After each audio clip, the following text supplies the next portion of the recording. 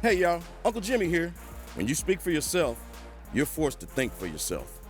And when you think for yourself, the sports world looks different. In order to enjoy this podcast and this show, you need to have the courage to look at the world from alternative points of view and not be offended when you disagree. Speak for yourself isn't your Twitter, Facebook, or Instagram feed. SFY tells you what you need to hear and not what you want to hear. So, welcome aboard, buckle up, and enjoy the ride. We start today with Dak Prescott. I have some unsolicited advice for Cowboys owner Jerry Jones. Call Dak Prescott's bluff. Offer him $27 million a year and tell him he has until midnight Eastern to accept, or there will be no more contract negotiations in 2019, starting tomorrow. Dak and his agent Todd France have this whole contract dispute twisted. They think they're Russell Wilson and Ciara. They think they're in the driver's seat. Y'all remember in March when Russ and Ciara channeled the rapper AMG and the singer Rihanna and told Seattle, Hawks better have my money. Y'all should know me well enough. Better have my money. Please don't call me on my bluff. You know why Russ and Rihanna can talk that way? Because if they ever hit the open market, there's going to be a long line of billionaires making it rain on them. That's not true for Dak Prescott. Based on what we've seen from Dak so far, there's no team in the NFL that would pay Dak $30 million a year. Not one. He has high value to the Cowboys, and that's it. Jerry needs to put an end to the Dak Prescott insanity. Yesterday, there were reports that Dak turned down $30 million a year and countered with a request of $40 million. I don't really buy the $40 million demand. The number may have been thrown out there as a negotiating tactic, but it's not a real demand. You know why $40 million is being floated? Because Jerry is refusing to play rough with Dak. The Cowboys don't want to undermine Dak's fragile confidence with the truth. He's yet to prove he's a top 10 quarterback, and until he does, talk of a $30 million a year contract is out of the question. Spare the rod, spoil the child. Jerry's here's what you need to do. Get your mind right. Tell your assistant to download Bobby Womack's classic song, If You Think You're Lonely Now. Womack was a football poet well ahead of his time. Jerry, you're dealing with a quarterback and an agent who are always complaining about what Russell Wilson got, what Aaron Rodgers got, what Dak ain't got. Dak thinks he's lonely now. Wait until the next offseason, Cowboy. Make Dak play this season under his existing contract. The worst thing that could happen is Dak has a phenomenal season and his market significantly escalates and the Cowboys are forced to pay him $36 to $38 million a year. That's a good problem. That means Dak will have shown himself to be a legit franchise quarterback. What's more likely to happen is Dak will once again be one of the 15 best quarterbacks in the league, and his free agent market will be around $25 million. If Dak wants to throw a tantrum and leave Ezekiel Elliott, Amari Cooper, and one of the league's most talented defense, let him go and draft a rookie with more upside. Dak ain't never going to find another owner who treats him better than Jerry Jones. All right, joining the desk now is former NFL head coach Eric Mangini, the NFL Network's Bucky Brooks. Marcellus, I'll start with you. Yeah. Should the Cowboys make Dak play out his existing contract? No. Plan A should be walk up to Dak Prescott, say, look, I'm going to give you $1 more than Carson Wentz. We happy? We settle? This over? And we'll see how that goes. Plan B, in consequence, if Plan A doesn't go as desired, is you land where you are, which is, okay, I'm going to have to roll the dice. Because right now I have a perception issue with you, Dak. You have to understand, as an owner who's doing you a favor because you're still under contract, you have to make me eager. You have to make me willing to sign this contract before I have to. And the problem with the public's reception of Dak is that they perceive him as not as a franchise quarterback. You can look at a Carson Wentz who's won from this fusion of what Nick Foles did twice in the playoffs and a Super Bowl win, and what the Eagles have won, and used that along with his MVP candidacy before injury and parlay that into a $32 million a year deal. Dak is like, y'all know the devil's in the details. Please stop flying so high in this conversation. They dig deep into what I've done in terms of my record and my statistics that are better than Carson Wentz. And the public is too lazy to dive into those details. And Jerry is the good cop and Steven's the bad cop, and they're just going to keep this at bay right now. But plan B is what you said, but plan A is $1 more than Wentz. Let me ask you this. Let's say there's a car dealer that's sitting out there. You know what? I got a Ford Explorer, and it's better than the Mercedes. And I can show you the details. The details, better gas mileage, blah, blah, blah. If you needed service, blah, blah, blah. And then the market's the market. Yeah. Carson Wentz, if he's out on the market, can get $32 million. Dak can't. Only Dallas would be dumb enough to pay that. Can I mess with your example just a little more? Yeah. I'd rather hear Lexus, because day one Lexus, they were comparing it to Mercedes. I ain't buying no Toyota. Oh, how did that turn out? Lexus is all right now, right, at a lesser value. But you give me Ford, it's going to be difficult. I hear you. So, look, here's the conversation that we have to have with Dak Prescott, because everyone is appalled that he may be in the $30 million range. What you have to look at, the franchise tag, the exclusive level is at $33 million. If he signs it again, it goes up 120%. So we're going to put him at like $36 million. So the conversation has to start at $69 million guaranteed. And then when you talk about his draft mate, Carson Wentz is at $32.5 million, which is why it's like the price is right. You're right. I need $1 more than Carson Wentz at a minimum before I even come in. The problem that people have is, for whatever reason, Dak Prescott is not viewed as a franchise quarterback. But I challenge Cowboy fans. Do you remember Quincy Carter? Do you remember Chad Hutchinson? How about Drew Henson? Why How did you like those days? Fans, Bucky? Because Why that's not what the talk to issue other- is. That's the issue. No. That's the issue. That is the NFL issue. owners, No. NFL executives, no. they're the ones that have to pay that price. The not only team they. that has to pay is one, and that's Dallas. And so what Well, does Dallas anybody view him? else? It doesn't matter what anybody else will view him as. Look. Dallas has to have the quarterback. Dak Prescott is the best thing that they've had. I'm fine with him playing out his deal this year and getting the exclusive franchise tag the year after. So now you're at 2 years for $36 million. That's a pretty good deal for Dallas, and it gives them 2 years of lifetime in pro football. We can see where he is. Now, the downside with that is the market's going to go up substantially. So if he's the quarterback they believe he is, with the upside they believe he has, they're going to pay significantly more. Yep. If they're not sure, they should definitely wait. In terms of his representative, starting with Carson Wentz is a very fair number. Dak has a better head-to-head record, a better divisional record. He's won a playoff game. He has better completion percentage. You go right on down the line. Yep. And I don't know how many times today I've heard he was in the MVP conversation. So was Derek Carr a couple years ago. Like, how are we using? So he was in a conversation at one point during the season. So therefore, he must, somehow that's a transitive property that his upside is going to be there forever. Like, Derek Carr was in that conversation before he got hurt in Oakland a few years ago. But we're not talking about that. So I get where his reps are coming from, but I'm also fine with the team saying, play out this year, we'll franchise you the year after, and we'll take our chances and see where it goes. I love that plan. For the Dallas, I love that plan in terms of how you can stretch out the money. As you know, there will be a value tax if I prove to be a franchise player. Like, the floor is going to be like $40 million 2+ years from now in terms of Dak Prescott being a franchise quarterback. But Bucky is right, because this is the issue. You keep saying the owners are sitting there like, oh, should we pay him or not? But what's in that calculation is perception.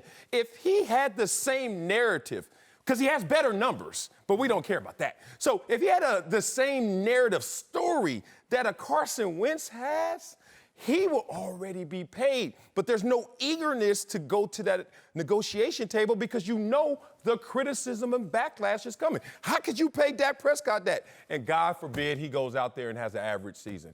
Oh, my God, you get destroyed. But why do we need that narrative? Brock Osweiler got paid. Jimmy Garoppolo got paid. Right. They didn't have anywhere near the body of work. There aren't that many quarterbacks. How did Jimmy G get paid, Coach? Well, look, 7-0 as a starter story. The team couldn't win a game. They won all the games. It's all story. Which I And Dak totally get. loses there. But any owner can believe any story they want to, and you only need one to believe the narrative that you're selling. But there's a lot of guys that get paid way more money than they should, because there's a scarcity at the position. True. So if you have a viable alternative, then I say, yeah, okay, this makes sense. If you have no viable alternative it's hard to argue with what Dak's done. It is hard to argue. And then when we talk about the other guys that you bring in the conversation, he brings in Jimmy Garoppolo. Jimmy Garoppolo got $27.5 million annually, playing 7 games. Yeah. Derek Carr hasn't won significantly. He's in that number. Matthew Stafford. When we stack Dak Prescott against all these guys that are at the high end of the spectrum, Dak Prescott looks okay. And so the money is what the money is. And if the Cowboys were smart, they would have done the deal last year during the season. I don't want to be accused of being sexist, so I'm going to spin this analogy. Wow, what are you thinking way. right I'm now? going to spin it a different way. I'm going to make it about the man rather than the woman. Okay. And again, it's about your market value. Dak doesn't have the arm. Again, that's what's hurting his market value. Jimmy Garoppolo got paid because he got the arm. It wasn't just the 7 wins. People felt he had the arm and the accuracy. And so it's like me. I can talk about my credit rating, my reliability, and all this, but when a dude shows up that's all yoked up, my market value goes down inside Wally's significantly. And you can go in all the details about, oh my God, you wouldn't believe Whitlock's credit score, and his word is so good, and my God, he goes to church, and blah, blah, this, that, and the third. And it's like, nah, I want that dude that's yoked up. Yeah, but and Dak Prescott is not yoked. He needs. I know where you're at. He don't have that arm that makes people go, I'm going to pay a little extra for that. Carson Wentz has it. Jimmy Garoppolo has it or had it. Dak's never had that. And look, you may not get approached by the best-looking person in the bar. Yeah. But you may get approached by the second best-looking woman in the bar, or maybe one of the top 5, which is what we're talking about. At a price that's reduced. You may not be the best-looking, but you still may be way better looking than a lot of the dudes in the bar. Well, you know what? We're having conversations that are the division between, do you want to be liked or do you want to be respected? Like is the easy, simple gratification. You walk in looking great, people going to like you. They ain't going to respect you. And Dak is like, I'm not with the first wave of like me and just take me home. He's like, no, marry me. And you know why you gonna marry me? Because I do have the credit score. Because I do have the numbers. Because my completion percentage is better than Jimmy G's. And you have to look into this. And owners are smart enough to hire people who know this. But what's been lost is Dak can't win the conversation with the public. He just doesn't have the story. It's owners he can't win it with. It's executives. They really, sign the checks. It's really the public perception. Because Coach talked about, like, how are we judging quarterbacks? Whenever we talk about Tom Brady being the GOAT, it's because he has 6 rings. Yeah. So if we talk about winning, you know who has the second most wins behind Tom Brady? Say it! Dak Prescott. Dak. So what is it? So we don't want to talk about wins, but then we want to talk about the other stuff. Look at this little magical word game you just played. Oh. What? You talked about 6 Super Bowls, and then you reduced it But to remember, regular season. let's go all the way back, because I think people forget about Tom Brady when Tom Brady entered the league. Don't do this. When Tom Brady entered the league with the Patriots were driven by their defense, their running game, and his job was to get the team to the winner's circle. Yeah. Somewhere in the middle of his career, the team became a Tom Brady-driven team. Why can't Dak Prescott be on the same track? Well, I was there when Tom Brady came in, and he wasn't very good at all. And then the first year, Brad Seeley and I used to have friendly wagers after practice. I had the DPs, he had the other guys, and it was, like $1 a pass. And there were a bunch of times where Tom missed wide open receivers in the post-practice stuff. But what Tom had was traits. He had tremendous intangibles. So that first year he ends up playing, we scored 3 offensive touchdowns in the playoffs, and he only threw 1 of them. Okay, but he had traits, and he continued to develop. So with a guy like Dak Prescott, you're saying this is what he's done for us, but he has those traits, and we're betting that he's going to continue to develop to be the guy that we eventually want him All right, to I'm going to be called sexist. You know what a You Super Bowl did is? it. Now, y'all don't force You had to me. go You know what there. a Super Bowl is? Breast implants. That's what they put on Tom Brady. And once that happened, it didn't matter that he wasn't that good. It doesn't matter. And so, again, he had the body that everybody's after. But what were the other 5 Super Bowls? Was that like lipo and... Absolutely. Took a rib out. He had to take a rib out. What else did we add? You got to the a whole other nine. guys? The whole night. He's got it all now. Don't do that. And Dak doesn't have it. He doesn't have a Super Bowl early in his career like Brady does. We get He it. doesn't have the arm. Right now, Jerry Jones, dude, you just haven't hit your lottery ticket yet. Yeah. Maybe it's a year or 2 off. We're going to let you go out there and prove it. But Jerry's smarter than that. I don't know. I want you to know the dynamic is good cop, bad cop, Jerry, Steven. We get that. I also want to make sure we highlight his win percentage and who he's surrounded by. Score. Since he's Score. You're talking credit since score. Go he's ahead. been in the league. Not Look at these names. It's Brady. It's Prescott. It's Big Ben, Breeze, and Wilson. All Super Bowl winners. They got implants. Okay, I give you that. But guess what? He's right there in that conversation, and these dudes are making more in a week than he's made in his career. And I totally Come get on, it.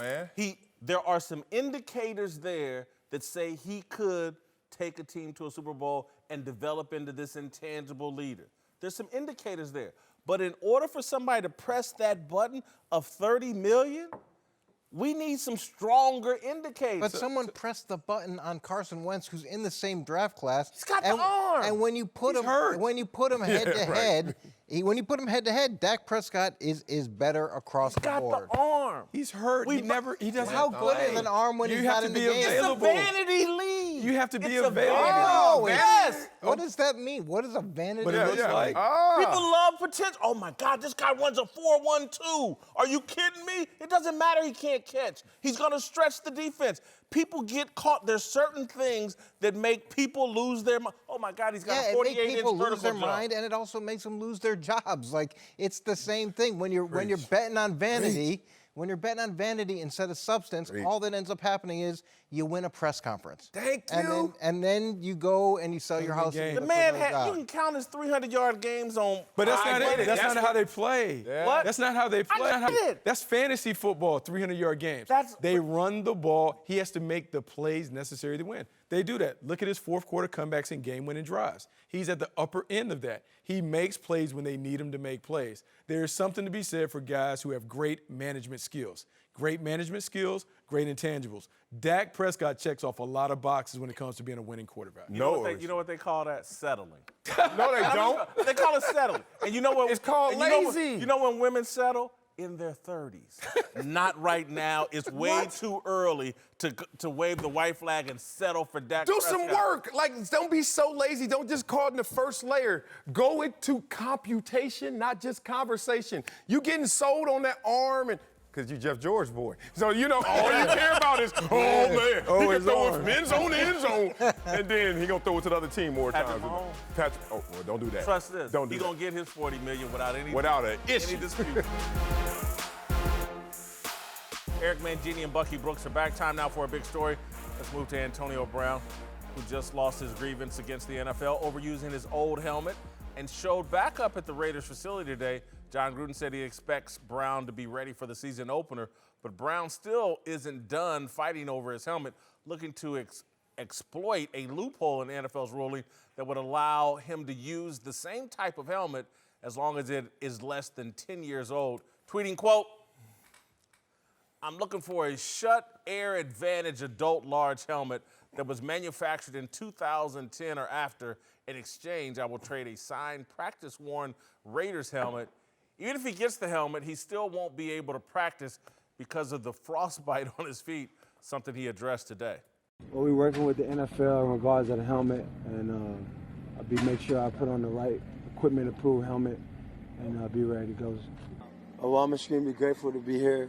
We're dealing with a lot of adversity, but it's on up and up on things, so I'm excited to be back and see my teammates and get in the groove of things. I'm battling with a foot injury. I see my face all over the news, all the talk, but these guys have been doing a good job with supporting me.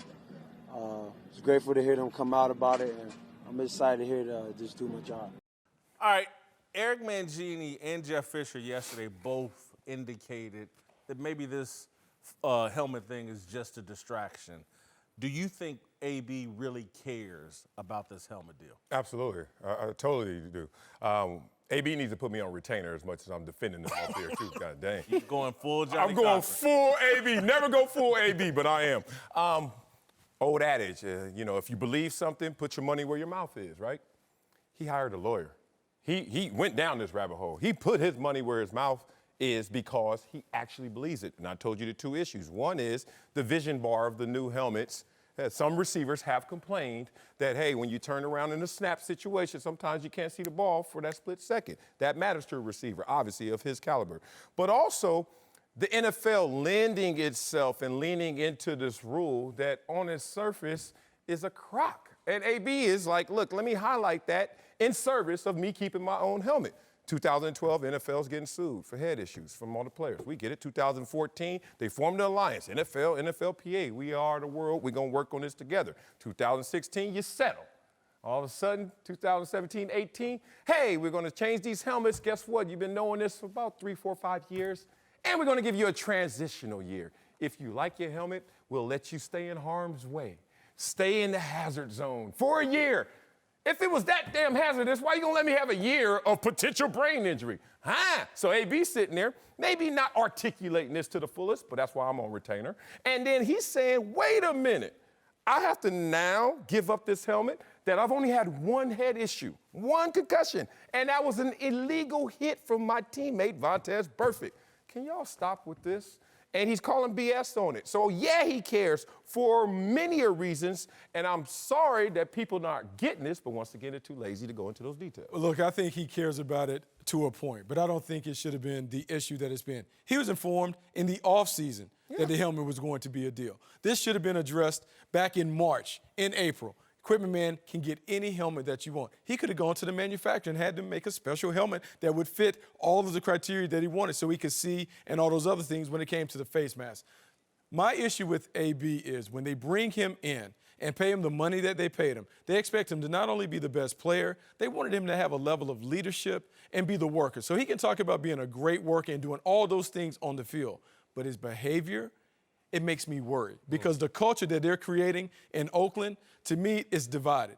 When the draft, all character guys from big programs, guys that love ball, all that other stuff. Free agency, Vontaze Burfict, they trade for AB. So now in the locker room, I don't know what they have. And when the moment of crisis happens, I don't know who is going to win out. The character guys, the young guys, or the older guys who've been known to splinter and have a level of dysfunction that follows them. And Marcellus, I understand what you're saying about the fact that he put his money where his mouth is and he went and hired a lawyer. But typically when you hire a lawyer, it's so that that guy can go do the job. You don't have to leave your job in order to go fight that case. But he hired the lawyer and then he left camp. And look, it took a lot of attention off of his feet, and I'm sure that's an embarrassing situation. In terms of him in the locker room and him being a leader, they were hoping for leadership from his work ethic, from that part of it. But there's other elements that everybody knows AB has created some challenges in the past. But when you have a player of his ability, you're willing to deal with the 6 days of pain to get to the one day where he can be so special and change a lot of people's fortunes.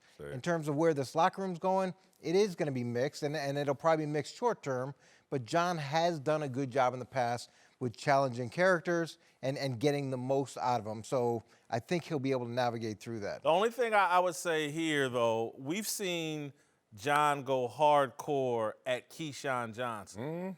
He's going pamper route with AB. And part of that is just by contract. They're on the hook for $30 million over the next 2 years. He stuck his neck out. He has to try to make the best of this. Do I think AB cares at all about this helmet? Not really. Because if he did, he would have handled it, like Bucky said, in February, March, April. This is a distraction. You ever get in an argument with your woman or whatever, and she's caught you doing something you ain't supposed to do, and the next thing you know, you say, remember when you charged up all that stuff, and I had to take a loan from mama and them to blah, blah, blah, and you created a distraction. No, we're going to talk about what you did. Yeah. That's what AB's did. AB burned up his feet, couldn't report, and so now he's got everybody talking about this helmet thing, and we're not talking about this dude burned up his feet and may have jeopardized his whole career. If I had done something that stupid, I would certainly create a distraction for somebody else, something to talk about, because it's embarrassing. Coincidence, not correlation. Coincidence. Darnell, did we miss anything? Yeah, so Coach Gruden has been getting a lot of praise on social media over how he's handled all the noise around Antonio Brown. And after their win over the Rams a few days ago, he was asked about the helmet controversy, and Coach Gruden responded saying the helmet thing is a personal matter to him. He has a strong feeling about what he's wearing on his head, and we're supporting him. So I want to ask you guys, do you like how Gruden's handled this situation? I obviously don't. I think they're pampering him. I love it. One, what's the alternative? I mean, just pour salt all on them and then say, oh, welcome back to them. Huh? No. As a coach, you got to have multiple personalities. You got to give the complexion that, look, I may lose some of my selfish desires for a greater good, which is the team's win. You could dog curse them when you're in your private home and wherever you are in closed doors. But you need to make sure this guy feels welcome until you can at least get your hands around him and understand who he is. Yeah, you just got to make this work until you get to those games. And that's what he's doing. He's going to make the best of it until he can get to Sunday. Let me ask you something. And hope for that upside. What would Belichick do? Oh, look, different families have different rules and different ways of doing things. Yeah. And that family, they operate there. What's that? Would he spare the rod? You probably wouldn't get to the table. You wouldn't be part of the family. You wouldn't be in Rod's reach. Yeah. I understand why he's coming out trying to support his player, but I do want it because at some point he's going to have to take a hard line stance. If not, it's only going to escalate and you have more problems with A-Man. Joined now by Brian Banks, whose story has inspired a new feature film. Brian, for those that don't know, you spent 5 years in prison for a rape that you did not commit. You were falsely accused. You were headed to USC, perhaps on a football scholarship, and perhaps even to the NFL. Yeah. I reread your story this morning. I remember it when it first came to light, but I reread it this morning, and I was so emotional just reading the facts of the case. And the first thing I thought was like, how are you not consumed by bitterness having gone through that level of injustice? Yeah, I've been there. You know, I lived it. You know, people that hear my story, they hear it for the first time and, you know, you're enraged. This is something that I've been dealing with for years now. And throughout those years, you get to a point in time where you just don't want to be angry anymore. You don't want to be upset. You want to find some form of a closure.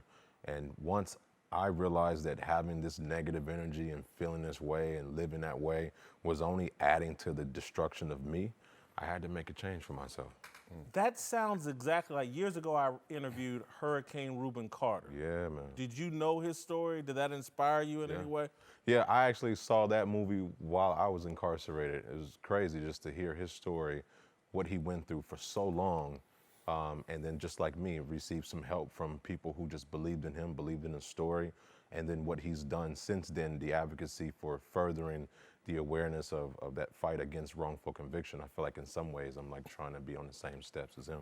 Now, how do you deal with the reality that your accuser, false allegations, but never going to suffer any repercussions? You know what, that used to be a thought of mine, but I think where I am now is just, no one deserves that much power over your life to where you can't, you know, move past a situation or you're still stuck in the past knowing that there's so much for you in the future.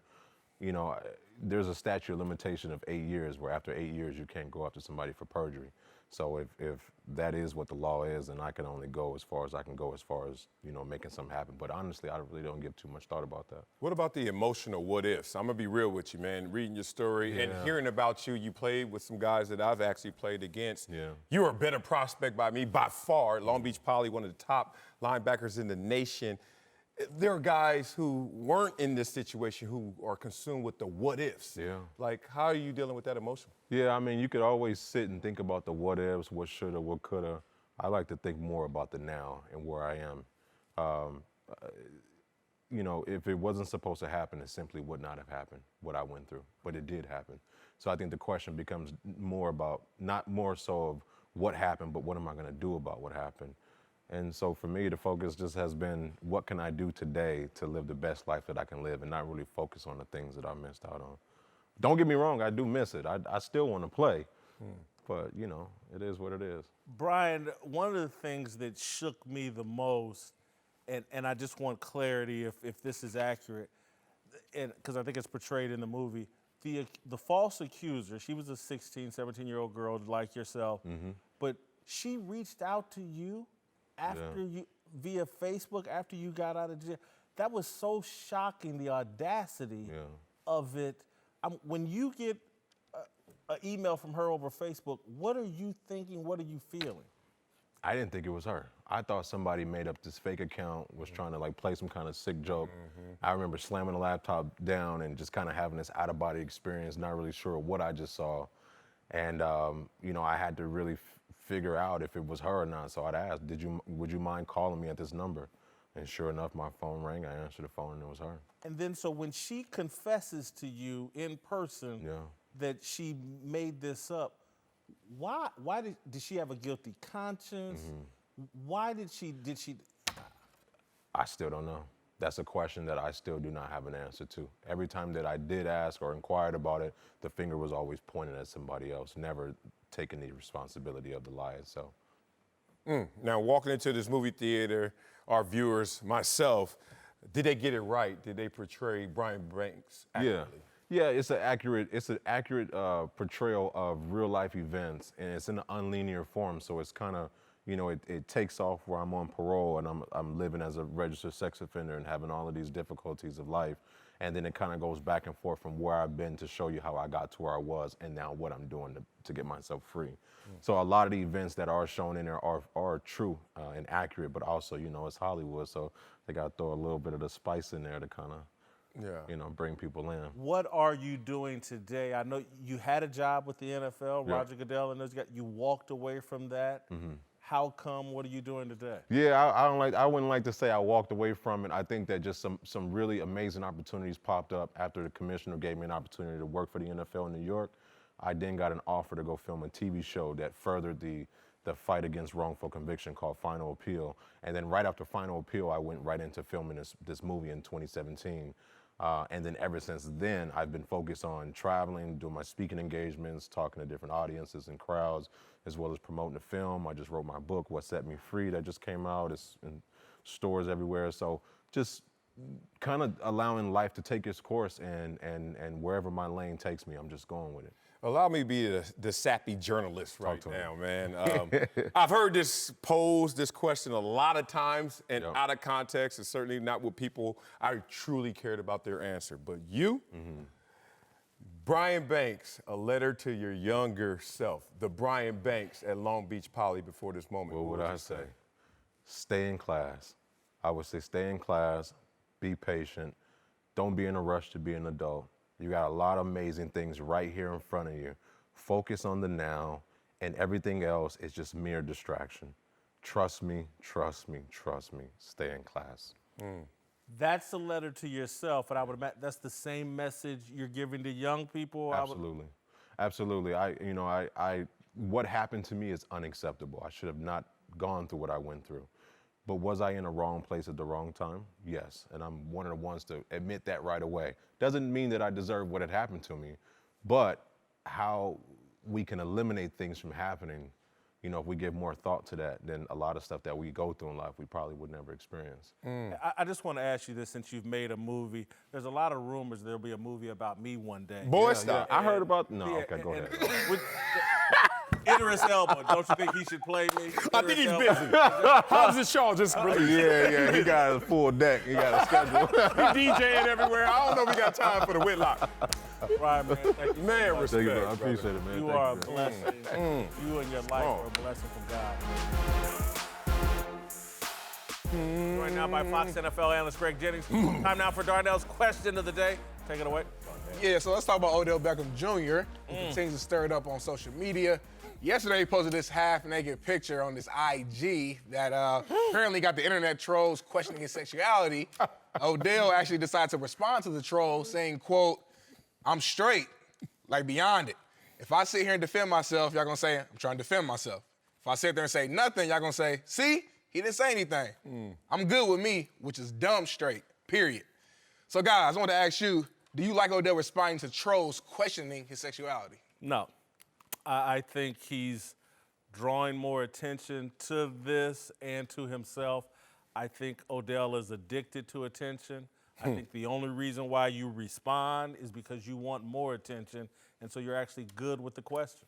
Wow, you broke that down too. I want you also, it's so funny, just go home when you rewatch this segment when it first came up, the picture came up, you said, and that was kind of funny.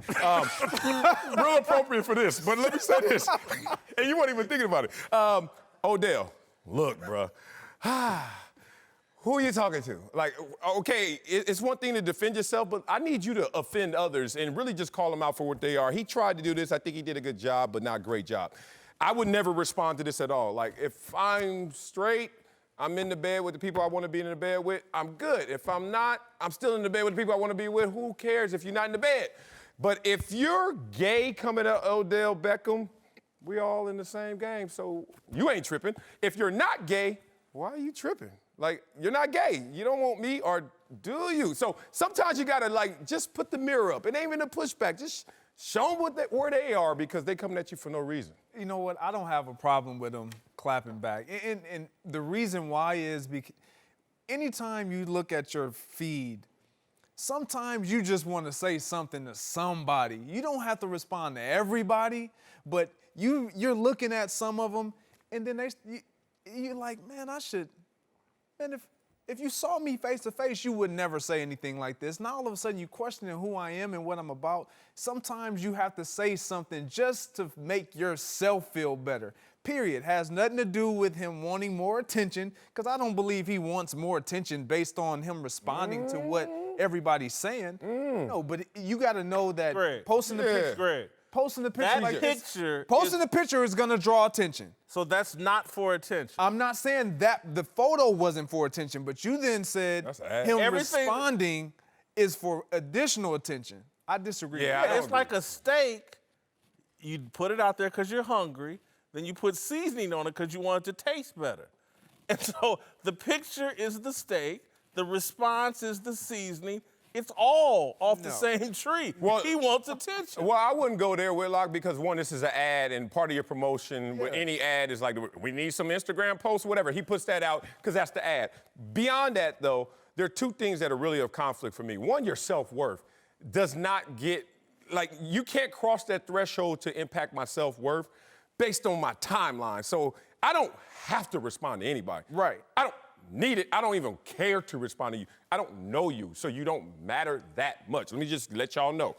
You're a follower to me, and if you don't like me, don't follow me. That's how I get down. Odell doesn't. Respect to him. He got more followers than me. But two, sexuality is a deep part of someone's identity. So I can understand where that button gets pushed, where it's like, y'all keep questioning my sexuality, which is a deep part of who I think I am. So he's kind of caught up in between those two worlds, but to keep trying to justify who you are when you are that always makes me question what's wrong. Like, are you not certain and sure and comfortable in just what you are? Why extras without? Before you jump, or if you want to jump, I just let's be clear what an ad is. It's seeking attention. It's an advertisement. And monetary compensation. Yeah, I know, but No doubt about it. it's seeking That thing is on Times Square, man. It's seeking attention. Okay. An advertisement wants attention. Yeah. When you're Odell Beckham Jr. or any NFL player that's made a significant sum of money, you have some control on how Calvin Klein or whomever puts you out there. And so, to me, when they said, we're going to have you in front of a mirror holding a phone like a thirsty IG model, again, that's for attention. You can't, I don't want to do it that way. I don't want to do that. Don't put me in the same, because again, that's what's drawing the conversation in people, is that they're saying this is the pose of an IG model. That's what is making people question the phone?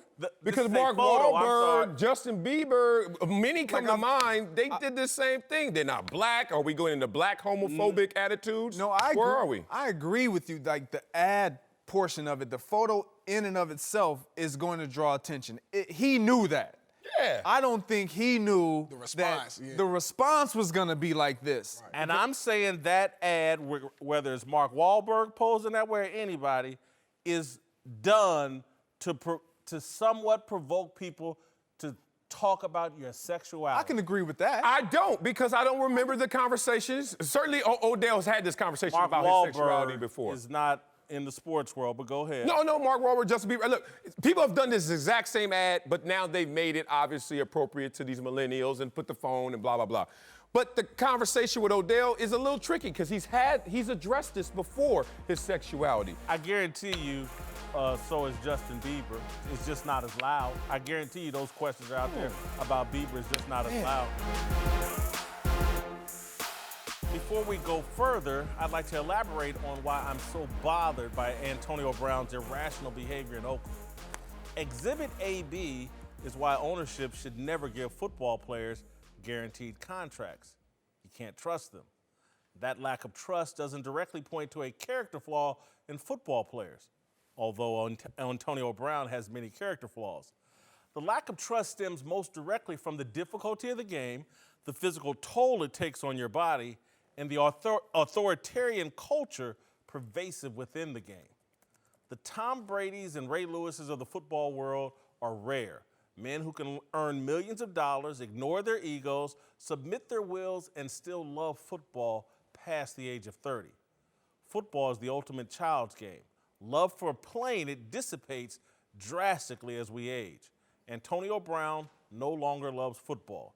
He plays the game solely for what the game can do for his bank account. He proved his greatness in Pittsburgh. His remaining years in the NFL are about earning as much money as possible for as little work as possible. We've seen this before. Defensive tackle Albert Haynesworth comes to mind.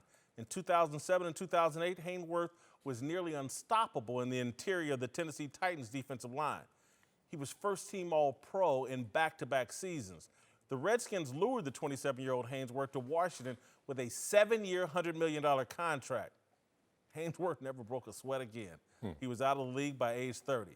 My bet is Antonio Brown has 2 years left in the NFL. He wants to collect the $30 million the Raiders owe him the next 2 seasons, and then he's done. There's nothing wrong with that. The problem is, what's he willing to give over the next 2 seasons to earn that $30 million? It'll be a lot less than what he gave in Pittsburgh. Brown is uninterested in learning John Gruden's complex playbook. That's why he hasn't been in training camp. It's not just his frostbitten feet, it's Gruden's offensive scheme. Beneath the Chucky bluster, Gruden is an old-school football coach who loves 3rd and 4. The whole playbook is open on 3rd and 4. You can run or pass. You can play action pass and hit your favorite receiver on a short curl or a slant over the middle. Antonio Brown's days of catching the ball over the middle in the Vontaze Burfict playland ended in Pittsburgh. AB ain't about that protocol life no more. He reminds me of my boys from Kansas City, Scatterman and Snug Brim. Whoa. They wrote a song about Brown years ago, Sucker Duckers. Training camp practice, going over the middle, new helmets, that's for suckers. And AB got his Sucker Duckers on. All right, joining us once again, Bucky Brooks and Greg Jennings. Marcellus, I'll start with you. Why? Is the AB saga proof owners should avoid giving out guaranteed contracts? AB's not proof of that, but you are on to something in terms of this guaranteed contract for football players. Maybe not the smartest idea. And look, I know I don't sound like a company man, but I've been saying this since I was a player. And it's because of the nature of the beast, which is football. Let's just be real about this. Let's not lie up here. And one, there are 2 different footballs. I played in the trenches. Let me tell you, I played running back my entire life, and then I had to go into them trenches because I outgrew the position. Trust me. Being a skilled player like you guys are, respect, and I've been there. But in them trenches is a whole different animal. He's out there with the skilled players, but it's still hell to pay. This is what I think football is to me if I had to tell my son once he gets to an age where he may want to play. When you're 8 years old and you show up at the Pop Warner game and you play with these new kids that become like your brothers, and y'all even take off the pads after the game and go play another game right behind the stadium because it's like fun. You don't even know if you have a screw or not. Then you get to high school and college and you start grinding and start making it and it starts hurting. Then you realize I do have a screw and it's loose. I'm different, right? And then you get in the league and then all of a sudden you realize it's time to tighten that screw a little bit. Let me be a little bit smarter about this. I'm not gonna take all the same risks and not gonna take all the same adventures. And then what happens is not your love for the game dissipates, it's the fact that your enthusiasm to run through that next wall, that may take a hit. So when you're talking about AB, he's not proof of that. AB has not shown me one sign that he is not ready to go across that middle. He's not shown me one side of alligator arms. But I do understand the nature of football. What retires guys is the process of the next wall in front of me. I don't know if I'm going to prepare with the same intensity and joy to get back to that level. And then you start thinking next. AB's no proof of that, but it does exist. It changes, man. I can imagine. I think I can equate it to boxers in the ring once they become the champion and they start getting paid. Those licks are different. And so after you, kind of as AB has been alleged, start checking your bank account in the meeting room, it's hard to always gear up to say, hey, man, I really need this. I got to go over the middle. I have to do all this other stuff. So it does change. Now, in terms of the guaranteed money, look, man, as long as you can keep people humble and hungry, they're going to play for you. You really have to know the character of the person before you write the check. Do they really, really love it? Do they love the competition? Do they love the process as you speak to it? Those guys who love it, you can write the big checks. Those other guys, you got to keep them on those year-to-year prove-it deals for as long as you can to make them show up. You're using an S at the end of loves. I think with AB, it's D, loved. He used to love the game, not anymore. That's my point. I completely disagree with everything you wrote. Everything you wrote. All of it. All of it. Punctuation, All of everything. it. I mean, because what you're implying is that AB represents the entire league the entire player that gets paid, and that is so false. Every player is not like that. Every player, when you pay him, most players, and you guys can attest to that, you feel like I got to make sure that I earn this check now. Yep. I already earned it, mind you, but now that I got it, I know that spotlight, that light is on me now. It's shining a little brighter, so I got to even elevate my level of play even more. Yep. But then to say that you shouldn't guarantee contracts, I disagree with that. When you use the word for me that it separates those who should get the guarantees and those who shouldn't. The level of competitiveness in a guy. You, after being around a guy for so long, you start to know who's gonna work regardless, despite the check.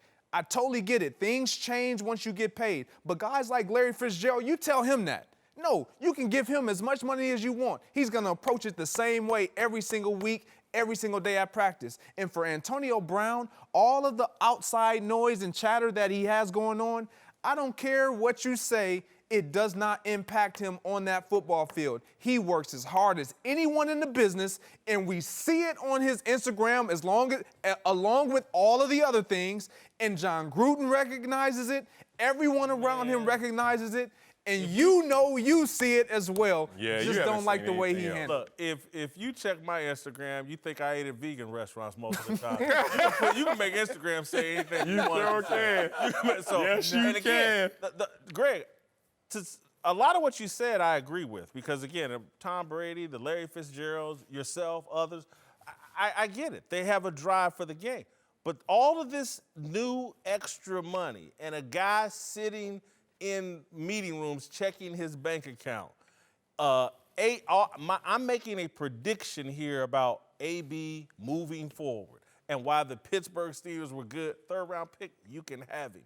It's because to me, all the indicators, from burning up his feet to showing up in a hot air balloon to missing out because of his helmet, all the indicators say, oh, we got Albert Haynesworth 2.0 right here.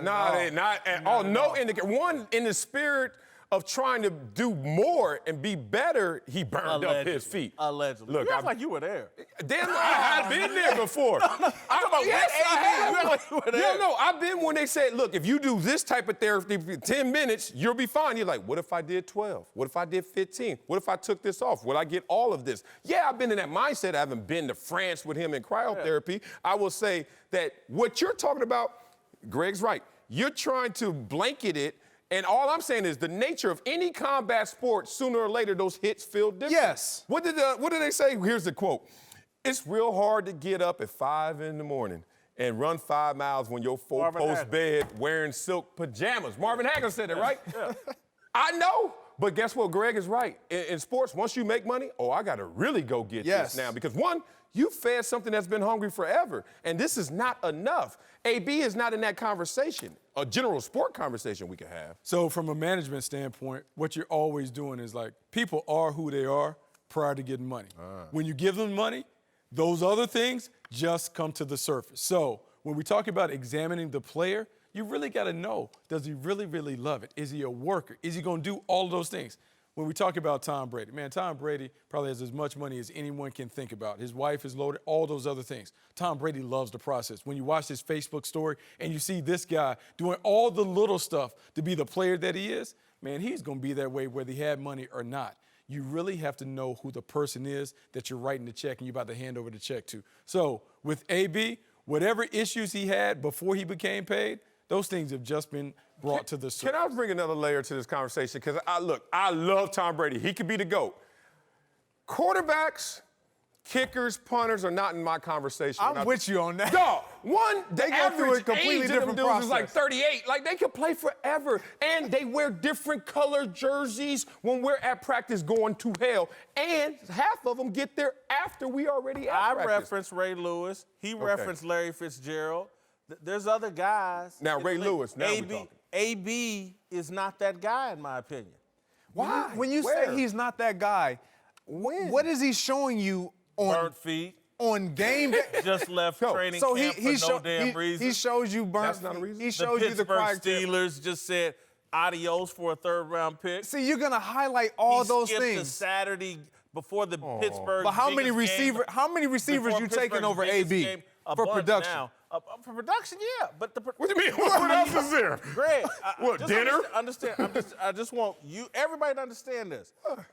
I'm trying to be ahead. And again, when it all plays out and AB's garbage this year, or he takes a step back, it'll be easy for everybody to say, "Oh yeah, you said." I'm trying to be ahead of the forefront. before the conversation. That's the job. And so it's just a prediction. I may be wrong. AB may go out there and just ball out of control. I feel very you know what? I feel very confident right now. Well, you should feel very confident. You look and talk very to Derek Carr on that. Because if AB ain't balling, trust me, it ain't going to be AB. Somebody else's fault. Damn right. wouldn't it be? The man right now is going to miss all the training camp, but no blame for him. No, he could take some blame, but the No blame for primary him. focus is not him. You have to prepare for John Gruden's offense. We just heard Jeff Fisher say it's one of the most complex offenses in the league. AB just skipped out. He's in meetings. They got iPads checking at the his bank crib. account. This is what bothers me about this Get him. because he's been there all training, all off season. Yeah. Like we're not talking about Odell Beckham wasn't in Cleveland, and we were talking about he should be there. It's a new head coach. It's a new system. It's a new dynamic for him all the way around. The same thing for Antonio Brown, but he was there. And then what transpired with him trying to recover, like everyone does,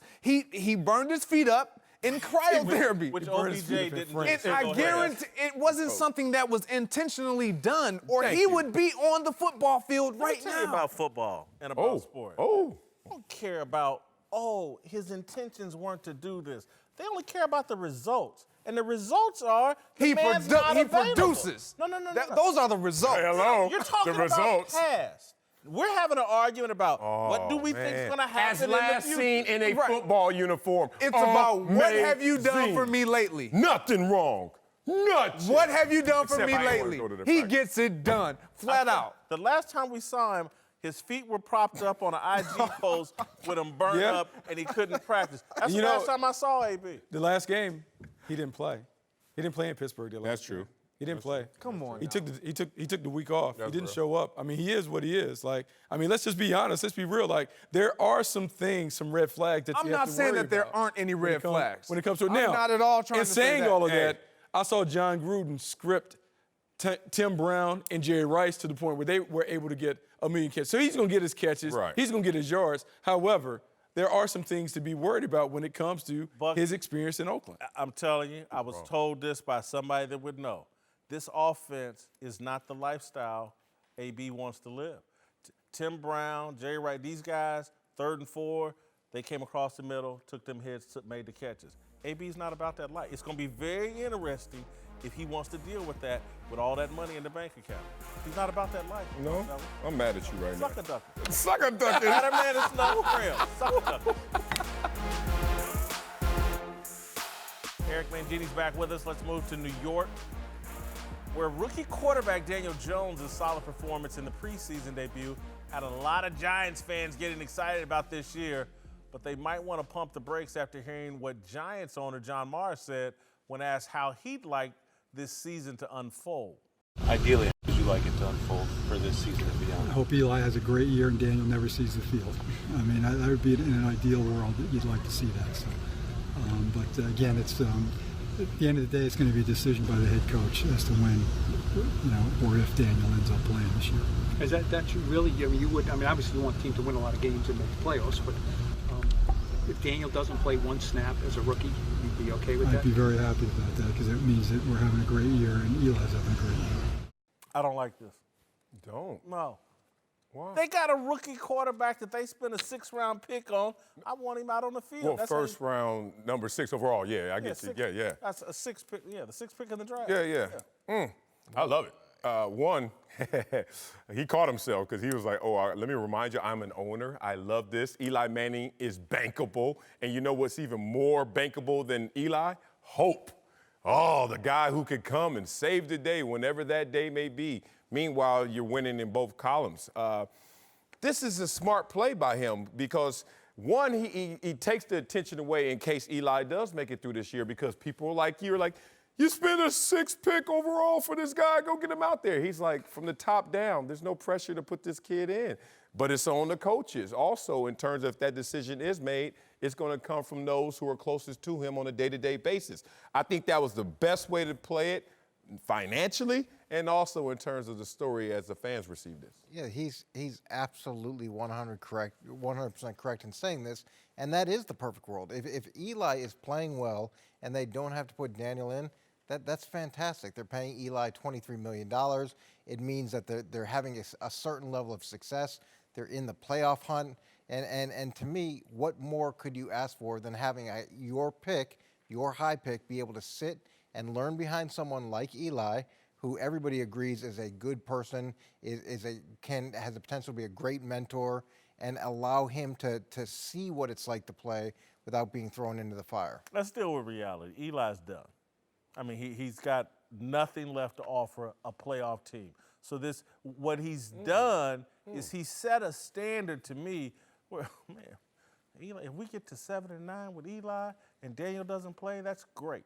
He's taken all the pressure because this whole thing of Eli can hold on to his job only if they're in the playoff hunt.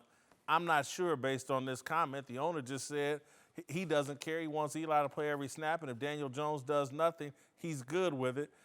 I would have said I want the Giants to be successful, and I want our head coach and the coaching staff to make the right decision at quarterback. He has two wonderful options, an experienced guy that we're paying and a young guy that may be the bridge to the future. Well, one, Eli's not done. At what level is the conversation? He had his highest completion percentage last year in his entire career, so in terms of accuracy. Everybody is.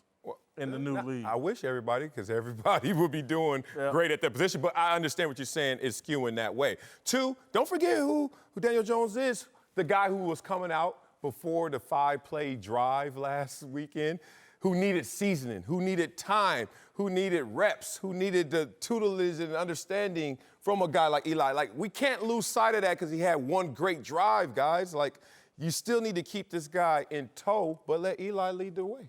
And perspective, it wasn't even one great drive. It was one drive in awesome. The first preseason game. It was awesome, where there is absolutely zero defensive game planning. Phenomenal. There's very little offensive game planning. Put a gold jacket on. Yeah, and I've been at this test with you. I know that's where we're headed with him. He's ready. And look, the question was, do you want Daniel to play, or are you going to be happy with Eli playing the whole year? Of course you are. If he's playing the whole year, things are going well for the Giants, and what more could you ask for as an owner than things are going well, and the guy you're paying $23 million is doing what he's supposed to do? Didn't you just have some coaches try to bench Eli last year? Oh, yeah. And so you've just given Eli more leverage. Did you just hear what the owner said? The owner would like for me to play every freaking snap. And he didn't really put any stipulations on it. He thinks if Eli's playing every snap, that means we're in the playoff hunt. But I didn't hear no stipulation if that had to be the standard. I just think Eli doesn't, nobody in the NFL wants to do all that preparation and not play. Eli does not want to come up out of the lineup and be a mentor to anybody. Why give this dude some more leverage? Put some pressure on Eli. You've done everything you could for him. The guy's won 2 Super Bowls. You've paid him a lot of money. Put some pressure on him here at the end. Make this guy go out and perform to keep his job from Daniel Jones rather than gift it to him from the ownership, we want him to play every snap. See how good that works out. Uncle Jimmy's here to help us talk about Dak Prescott. Just a small time. You got any Yeah, let's go ahead and get to this big dummy of the day, man, because I thought I was going crazy. Did you say that there's a movie coming out and your part is going to be played by Stringer Bell? Idris Elba. Idris Elba? Yeah. Right. Okay, so let me guess, your love interest is gonna be Precious, and that's gonna be played by Maydessa, right? Yeah, she already done called me about that. You in trouble, bro. All right, well, here's a highlight from our discussion earlier. Got somebody in your Dak weight Prescott. class. Yeah, exactly. Morgan Freeman. Make Dak play this season under his existing contract. The worst thing that could happen is Dak has a phenomenal season and his market significantly escalates and the Cowboys are forced to pay him $36 to $38 million a year. Plan A should be walk up to Dak Prescott, say, look, I'm going to give you $1 more than Carson Wentz. We happy? We settle? This over? All right, Uncle Jimmy. Done. I think they should play hardball with Dak Prescott. He needs to take less money so Zeke and everybody else can eat. Your thoughts? Look here, man, I'm gonna give it to you straight, no chase, no lace. Never have been, never will be a Dackery Fitzgerald Prescott fan. Gotcha. Okay, and every time I talk about Dackery Fitzgerald Prescott, I'm gonna reference the movie Glory. You know why? Because just like in the movie Glory, they just wanted to win, sir. Just like Dak. Okay? Yeah. So I'm trying to tell you, Dak will be remembered far more as a Civil War hero than he will be as a quarterback in the NFL. Man. Okay? You agree with me? Look at let me tell you what, I don't agree with you about nothing. All right? Let me tell you something. Let me tell you what I do agree. I do agree that you on some shenanigans. Every time we talk about Dak, I notice you always try to swing around. You trying to make this Dak thing about my contract negotiation. You keep on with this. Yeah. Need to take less to do more for the team. Yeah. Jim, how we gonna be able to afford Darnell's t-shirts? Hey man, let me tell you something. Darn you, darn Darnell, and darn them damn t-shirts. How about that? Hey, you and Darnell both gaining weight. Uncle Jimmy losing weight. What the hell wrong with this picture, man? I'm not sure. And I'm gonna tell you what, I ain't gonna keep falling for the old banana in the tailpipe anymore either. Hey, I'm with Dak. Dak, go get your money, man. You know? Hey, everybody been talking about Dak, telling Jerry Jones telling Dak, if you think you lonely now. Let me tell y'all something. I know Dak. I know the boy. I know the boy's family. Hey, Marcellus, I play Twister with his sister, okay? Oh, man. I know the boy, okay? I know what's in the boy's playlist. And I know for a fact, Dak Prescott is a big Bon Jovi fan. Oh, okay. And if Jerry Jones ain't careful, Jerry Jones will be out here living on a prayer. Huh? Hey, and Dak ain't gonna never get signed. He ain't gonna never get signed. Because every time he walk in, he gonna be talking about, I'm a cowboy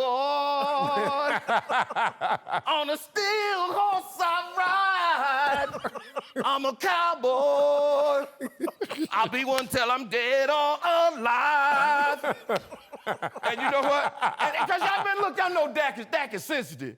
You know, that Dak sitting up here like, what he saying, man? I've been there for you. These 3 years I played for you. When you breathe, I was the air for you.